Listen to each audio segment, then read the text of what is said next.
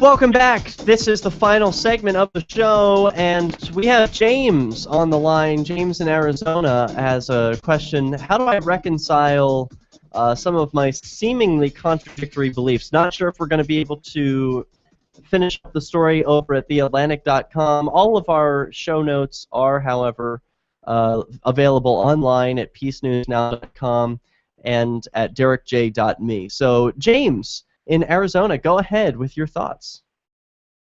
Shall I repeat the question, and thank you for taking me on. I appreciate it. Yes, please repeat the question for us. Well, how do you reconcile your desire or right to bear arms, unconcealed or concealed, with your profession of faith and peaceful resistance? I believe that the porcupine is a peaceful representation of like that would be my spirit animal, my roundabout way of answering your question. So let me try and narrow that down. Poke 'em. Pardon? The point is, don't poke them. Yeah, that's the point is, like, I want to be the porcupine in that I want to be peaceful and play with other porcupines and other animals, but I also want to be not an easy target. Like okay, right on. Speaking of animals, then, and this is why it inspired me to ask you about that, because Gallic was right about ISIS is not a recent phenomenon, and they got their training in a awful place called Syria. Now that the United States of America no longer has an empire in Iraq, or a military that is, they moved into northern Iraq, and now they're moving to the west, and they have control of a huge oil field, a huge dam, and they're not effing around.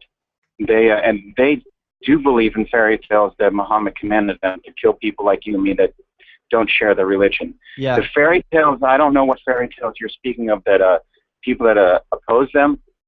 For instance, I don't know what fairy tales you think Christians believe in, that a Christian like me believes that if you love God, you hate evil. And you put your ass on the line to oppose evil if need be. And you haven't aggressed upon anybody if you do such a thing as shoot at an ISIS soldier with your gun or a United States military provided bazooka or whatever you have. You're not committing aggression or a violation of the non-aggression principles. You're doing the right thing on behalf of everybody, not just yourself. So again, I respect your right to bear arms, but I sincerely and unequivocally oppose your suggestion that the United States of America is an empire and that we went over to Iraq for any other reason than to get rid of a mass murderer who used to be the richest person in the world, but he's dead now, thank God. And it's so unfortunate we left in 2004, let alone in 1991 when that awful picture was taken. You could take a lot of awful pictures of a lot of awful things that he and Saddam's former willing henchmen did to people, and did just those things to people. And I'm not fretting about it anymore because the guy's dead, but the people that supported him, a lot of them are still alive, and they want you dead too. Or they're going to kill anybody they can in the Middle East, and then they're going to expand as much as they want, as much as they get away with. That is their intent. They're going to expand as much as they can get away with until somebody sticks a gun in their head and terminates them.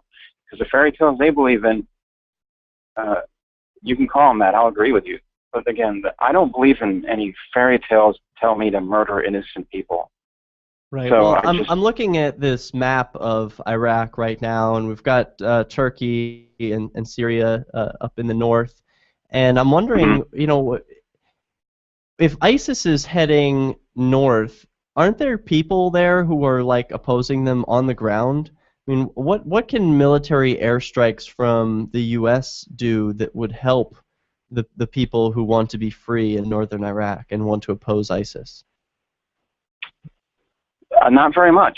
They do need boots. They had boots in the ground with American flags on those uniforms that the guys had strung up their boots on with.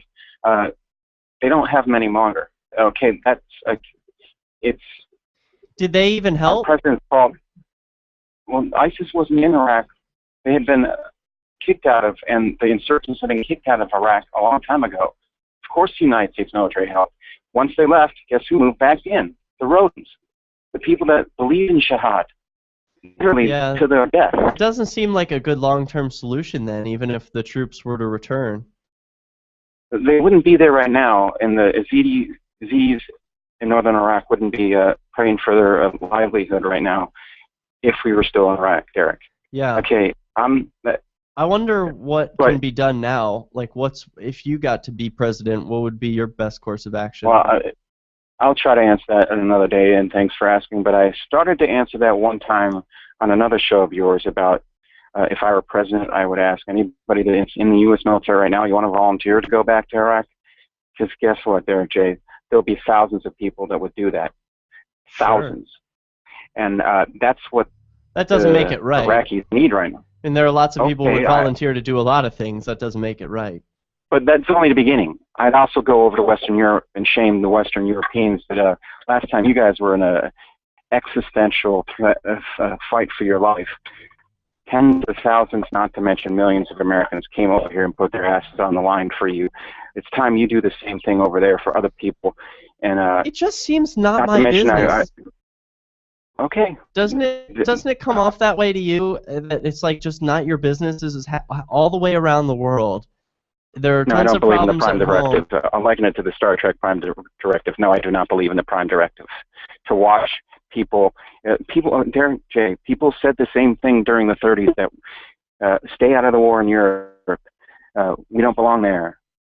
And things just, we don't belong in Asia. Right, but that's convenient for people like you because there's no nothing to compare it with. So you can say, well, look, we ended the war. With the question you posed. Yeah, but there's I'm comparing with the question you posed. There's no way to compare it to what would have happened if the U.S. had not entered the war in the World War I or World War II. You know, I speculate. Totally different thing, but I speculate that it could have been a better result for the world, for the situation of peace and freedom, if the U.S. had not involved World War I. In either war. In World War I. In either war. Derek J., this is a fact. This is a fact. I've heard this said before by another person on your show, on your network, the very first time I called in. Okay, it's a fact of the matter. If we hadn't gotten involved in World War II in any shape or otherwise, leave aside the fact that the Japanese evil empire declared war on the United States on December 7th, and Hitler declared war on the United States on December 11th. The Japanese were already losing the war when they declared the attack on Pearl Harbor. Yeah, they were not. They were finished. They weren't losing. They were not losing. They didn't start losing until we got involved after they attacked Honolulu. They were already finished. It was totally military. No, they weren't. No, they weren't. That's not true. That is not true. In any degree or shape or regard. As far as Hitler goes, that was 4 years later. As far as and they were still losing the war. It took us 4 years. Yeah, it was totally unnecessary. Causing the surrender. They were so losing the war that it took us 4 years of actually fighting them before they did lose the war and declared they surrender. Okay, those two things don't make sense put together. But Hitler, if we hadn't gotten involved in Western Europe and supplied the Russians, Stalinist Russians, Hitler would have made it past Stalingrad, crossed the Volga, and he most certainly would have gone all the way to the Pacific.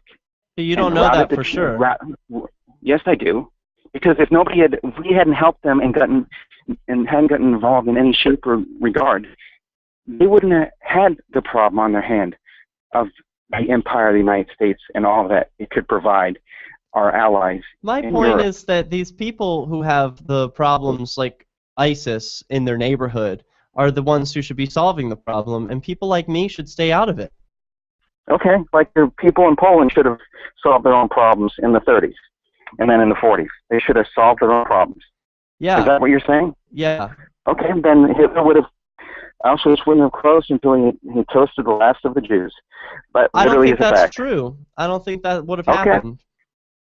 You have an entirely contrarian notion of history than... Yeah, because I like to respectfully 99% of the people that I know. It's because I like to use. I admit that my views on history are contrary to what most people believe, but I also exercise my imagination more than the general public, and I use my imagination to envision the world playing out in different ways. So like there's not just two scenarios of the U.S. enters the war and wins or doesn't and loses and Nazis take over. There are millions, billions of possibilities. And we didn't well, have to respond like we did in response to our having been declared war upon. It could have been good for the world. Unfortunately, we can't know. We're out of time. This is Peace News Now. We'll see you on Tuesday. In the meantime, check us out at peacenewsnow.com.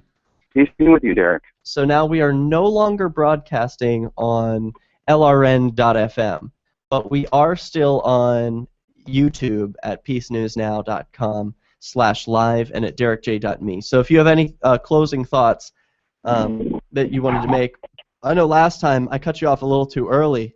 No worries. I'm not worried about that. Yeah. Closing thoughts, the amount of supplies that we gave the Russians was their key to them being able to drive. Do you happen to know how many millions of people Germans sent into Russia, or the Ukraine first, and they made it all the way to Stalingrad? And if the Russians hadn't had somebody else's help, that being ours, they would have won. They would have won in the USSR, and they would have kept on going east. And they would have had they would have got to the Caucasus. They would have got the oil they wanted. They would have had all the fuel and blood money and agriculture and everything that they needed. They would have gone through China. They would have turned their backs on their allies, the Japanese. They would have routed them, and then he would have had an empire from one ocean to the other. Well, that all may be true, James. I'm skeptical of the history that I learned, the official history that I learned in high school and college. I'm skeptical that that is 100% the truth, and so forgive me when I have a lot of doubts about the histories or the modern histories that I hear about the current wars. So I just feel like I should stay out of it. This stuff is over my head. I'm not a military scholar. And I should stay out of it both in word and deed by keeping my finances from these wars. Because if I were really convinced that they were worth having, then I'd be putting my money where my mouth is. But I'm not. So. I hear you. Well, I got to go, literally. It's so good. All right. Well, thanks, James. Thanks for taking on again. Anytime. Cheers.